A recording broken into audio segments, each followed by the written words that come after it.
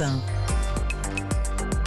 1. 8h15 sur Europe 1. Bonjour Philippe Martinez. Bonjour. Bienvenue sur Europe 1. Vous êtes le secrétaire général de la CGT, faut-il le rappeler. Demain samedi, nouvelle journée de mobilisation contre la réforme des retraites. Qu'est-ce que vous attendez, Philippe Martinez, de cet acte 4 contre la réforme des retraites ? Nous attendons qu'il y ait toujours autant de monde, voire plus de monde, des personnes différentes, puisque je vois les réactions quand je croise des gens dans la rue qui me disent bon, c'est dur de faire grève, de perdre une journée de salaire quand les salaires sont aussi bas. C'est la réserve syndicale qui sort dans la rue demain, vous pensez? J'aime pas ce genre d'expression. C'est des gens qui ont envie de dire qu'ils sont pas contents, mais qui c'est pas toujours facile de le faire en semaine, et donc on attend beaucoup de monde. Emmanuel Macron, cette nuit depuis Bruxelles, déclare compter sur l'esprit de responsabilité des syndicats, je le cite mot pour mot, pour ne pas bloquer la vie du reste du pays. Qu'est-ce que vous lui répondez ce matin, Philippe Martinez ? Deux choses. Premièrement, il aime bien parler de la réforme des retraites quand il n'est pas en France. Et la deuxième chose, on pourrait lui renvoyer la politesse. On compte sur l'esprit de responsabilité du président de la République et du gouvernement pour qu'on ne soit pas obligé d'amplifier les grèves et d'avoir des grèves reconductibles. Quand il y a un tel mécontentement dans le pays et qu'on a l'esprit de responsabilité, justement, eh bien, on écoute. Ça vous agace, cette stratégie de la carte postale, du surplomb, comme on le lit beaucoup dans la presse? En tout cas, la Première ministre, elle est en première ligne, mais le président de la République, initiateur de cette réforme, s'en tient à distance. Vous aimeriez qu'il mouille la chemise plus sur le sujet? Pas mouiller la chemise, mais en tout cas, c'est quand même sa décision. J'ai l'impression, même sa décision à lui seul, j'ai l'impression. Et donc, il a dit à l'issue de sa réélection, qu'il avait changé, qu'il écouterait plus. C'est le moment de montrer qu'il écoute plus et qu'il a changé. Ce qui n'est pas le cas. Mais sur le fond, parce que malgré tout, ça reste une question. Est-ce que vous contestez le principe d'érosion, d'usure du système par répartition sous l'effet du vieillissement de la population, Philippe Martinez? Est-ce que vous ne reconnaissez pas ça, le fait qu'on va avoir un problème de financement, de maintien du niveau des pensions dans le contexte de vieillissement de la population française? La première chose, c'est qu'il n'y a pas d'urgence. Et tout le monde le dit, il n'y a pas d'urgence. 3% de déficit du volume total de l'argent consacré à la retraite, c'est rien, quoi. 12 milliards par an, vous dites que c'est 3%. Rien. Oui, mais enfin, non, moi je donne en milliards. Évidemment, par rapport à mon salaire ou à votre salaire, 12 milliards, ça fait énorme. Mais 3%, il y a des tas de ménages... Sur 10 ans, ça fait 120, 150 milliards. Il y a des tas de ménages qui sont endettés à plus de 3%. Les entreprises sont endettées à bien plus que 3%. Donc c'est ça qu'il faut voir.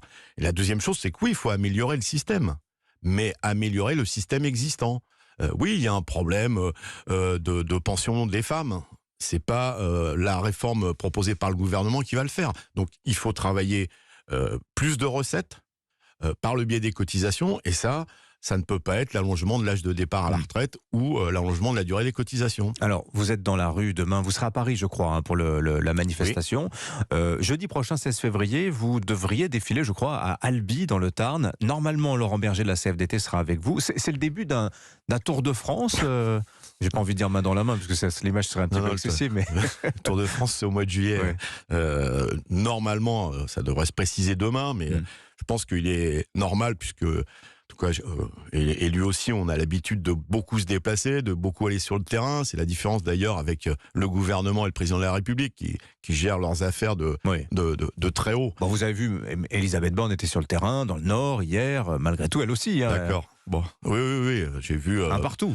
Vous serez à Albi une fois. Je pense que ça fait 2-0 parce que eux, quand ils se déplacent, c'est dans des conditions très policées, sans mauvais jeu de mots. C'est le gouvernement.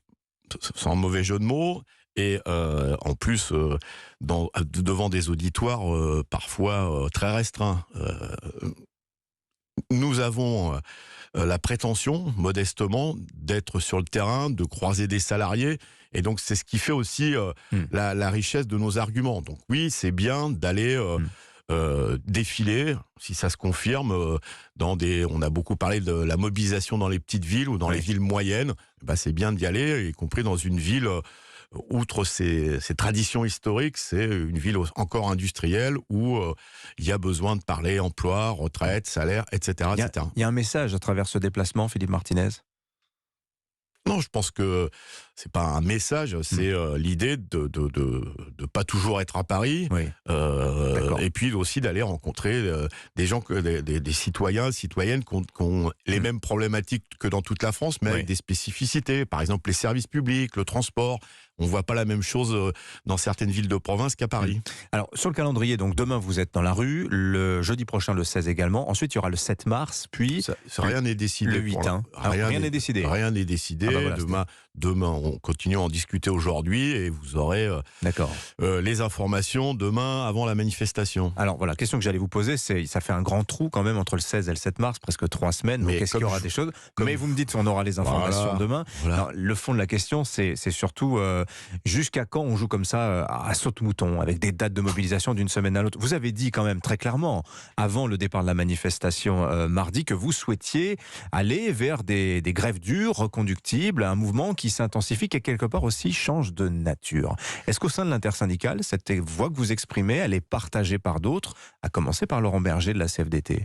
Premièrement, je l'ai dit depuis un petit moment, que si quand des millions de personnes sont dans la rue et qu'on entend les petites phrases que vous avez citées du président de la République, forcément on se dit il va falloir réfléchir à faire autre chose. C'est pour ça que je vous dis que c'est lui qui serait responsable s'il y avait plus de grèves et de grèves reconductibles. Moi, je pense que ça va être nécessaire. Après, c'est les salariés qui décident. Oui. Vous savez que nous sommes dans une période de congé scolaire, qui s'étale sur presque 5 Jusqu'à semaines. début mars. 5 semaines. Donc il faut faire. On discute avec les salariés et on verra comment ça évolue. C'est l'échauffement, quoi. On comprend que c'est l'échauffement. C'est en mars que ça va se jouer, vous pensez? En tout cas, si c'est un échauffement, comme vous dites, c'est dense. Bah oui. Et c'est intense parce que Vous avez un peu d'expérience sur la matière. et vous verrez demain qu'il y a encore beaucoup de monde. Non, c'est le monde qui est concerné. Et donc on en discute et il n'y a pas de problème dans l'intersyndicale. Oui. Vous l'avez noté, c'est suffisamment noté, Oui. ensemble depuis un petit moment et sans que ça ne pose de problème entre nous. Ah mais moi je posais la question pour tenter de savoir un peu plus de ce qui se passe derrière le rideau quand la porte est fermée à la presse. Voilà. Mais bon, je comprends votre. Si la porte est fermée à la presse, c'est que ça ne vous regarde pas. Certains disent, Philippe Martinez, que vous durcissez le ton avec ces appels à des grèves plus dures, plus nombreuses, plus massives, parce que le mouvement s'essouffle, malgré la solide hostilité des Français à la réforme, ça c'est incontestable. Mais peut-être que vous lisez aussi, comme moi, les sondages, à savoir qu'aussi, il en ressort qu'ils n'aiment pas beaucoup les blocages, les Français. Ils pensent aussi que la réforme passera quoi qu'il arrive. Comment vous décodez tout ça? Alors premièrement, on ne doit pas lire les mêmes sondages, parce que celui d'hier ou d'avant-hier disait... On est à 69% à peu près, là, toujours d'hostilité. D'hostilité, Oui. mais chez les actifs, c'est plus de 90%, ce qui est important. Plus de 60% des Français soutiennent le mouvement. Et j'ai lu que plus de 40% disaient s'il y a des blocages, ça sera normal. Donc vous voyez que c'est... Oui, normal. Mais ça ne veut pas dire qu'on cautionne pour autant. Hein. Mais il y a cette la perspective on peut jouer sur les mots. Oui. Que c'est plus de 40% qui disent c'est normal d'arriver au blocage. Ça veut dire qu'ils comprennent qu'il faut muscler son jeu, comme disait quelqu'un. Donc voilà où on en est. Après, il y a besoin, là aussi, on renvoie la responsabilité beaucoup sur les syndicats. Moi, je vous le redis, Oui. quand il y a un tel mécontentement, qu'est-ce qu'on fait et qu'est-ce que fait le gouvernement? Soit on écoute, soit on veut passer en force avec les risques que ça peut comporter de durcissement du mouvement, comme vous dites. On va parler de Total Energy dans un instant, Philippe Martinez, mais c'est l'une des entreprises d'ailleurs où la mobilisation syndicale est la plus forte en ce moment, notamment du côté de la CGT, dans les dépôts de carburant, dans les raffineries.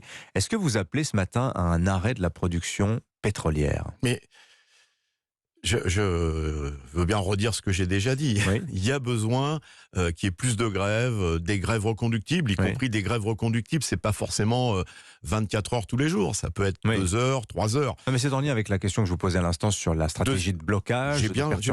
J'imagine que vous avez bien compris. J'ai bien compris. Il n'y a pas que Total. C'est vrai qu'on zoome sur quelques entreprises, mais il y a beaucoup d'entreprises où il y a des arrêts de travail. Voilà, et c'est les salariés qui vont en décider. Ils ont proposé des formes de lutte. Je crois que c'était 2 jours la semaine dernière. Vous inquiétez pas, les salariés sont intelligents et ils savent ce qu'ils ont à faire. En tout cas, ils savent que les manifestations, pour l'instant, même si elles sont massives, ça n'a pas l'air de faire beaucoup bouger le gouvernement, même si vous devez le savoir mieux que moi, il y a quelques discussions de couloir à l'Assemblée nationale pour essayer de rallier une majorité, parce que pour l'instant, il n'y a pas de majorité. Oui. Mais je fais confiance aux salariés. Oui.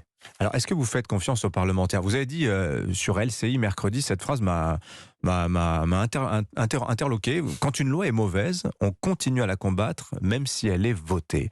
Alors, moi, la traduction que j'en fais, c'est que quelque part, vous prétendez potentiellement, Philippe Martinez, avoir raison contre le Parlement, contre la représentation nationale. La loi est mauvaise. Ah oui, Si le texte est adopté, vous vous savez, considérez que c'est une mauvaise loi? il y a une loi qui a été votée, c'était le contrat première embauche, vous vous en rappelez peut-être. Tout à fait, 2006. Et puis, Oui. on a continué à se mobiliser, elle n'a jamais été appliquée. Il faut que les parlementaires aussi, ils sont élus par qui? C'est pas... C'est la représentation nationale. Voilà. Et donc, quand il y a de la représentation nationale, eux aussi, on peut pas dire votez pour moi et pendant 5 ans je fais ce que je veux. Il faut qu'ils aient du lien avec leurs électeurs, et me semble-t-il, enfin en tout cas de ce que j'entends, puis j'en ai croisé quelques-uns, ils ont du mal à aller dans leur circonscription sans se faire interpeller Oui. tout à fait gentiment par leurs électeurs qui disent faut pas voter cette loi. Vous voyez que c'est ça la démocratie. Philippe Martinez, il paraît qu'avec les grèves, les nouveaux adhérents affluent en ce moment chez les syndicats. La CFDT annonce 10 000 nouvelles adhésions, FO 5 000. Vous avez une idée à la CGT aussi? Est-ce que vous constatez ce mouvement de recrutement? Oui, j'ai fait le point hier, on a dépassé les 10 000 nouvelles adhésions en un mois. Pas mal. Et c'est des adhésions spontanées, des jeunes, des moins jeunes, de toutes catégories socio-professionnelles. Je pense que les gens, dans ce genre de phase de mobilisation, avec les arguments qu'on peut amener, bien les gens adhèrent à la CGT. D'ailleurs, souvent quand je suis sur les ondes, ça se traduit aussi par des adhésions. Et je ne veux pas personnaliser, mais c'est l'effet Martinez. Non, c'est l'effet argumentation de la CGT. Tiens, très intéressant aussi, beaucoup disent qu'au fond, Philippe Martinez, si les Français disent « touche pas à ma retraite », c'est que leur rapport au travail a changé, que c'est plus le centre de gravité de leur existence. J'aimerais bien que vous me disiez ce que vous en pensez, vous, Philippe Martinez, et surtout à la CGT, parce que j'ai lu votre acte sur les 32 heures notamment, mais c'est pas tellement au nom du temps libre que vous militez pour les 32 heures, c'est au nom du partage du travail, parce que le capital voit le travail comme un coût à réduire, par souci de décroissance aussi. Comment vous regardez ça? C'est les deux, je pense qu'on n'aura pas le temps de développer, c'est les deux. Comme dit un dicton célèbre, il n'y a pas que le boulot dans la vie. Et donc, c'est normal que les gens aspirent à faire autre chose.